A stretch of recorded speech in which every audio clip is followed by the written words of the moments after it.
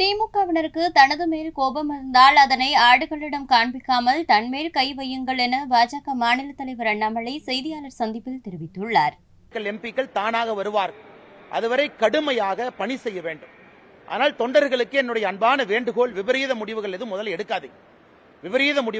எடுக்காதீங்க. இரண்டாவது, இந்த ஆட்டை கொண்டு வந்து நடுவழியில வெட்டுறது, அதை கொடூரமா அதை போட்டோ எடுத்து சமூக வலைதளத்தில் போடுறது, அப்படி வெட்டுற மாதிரி இருந்தா என் மேல கை வைங்கன்னு நான் சொல்றேன்.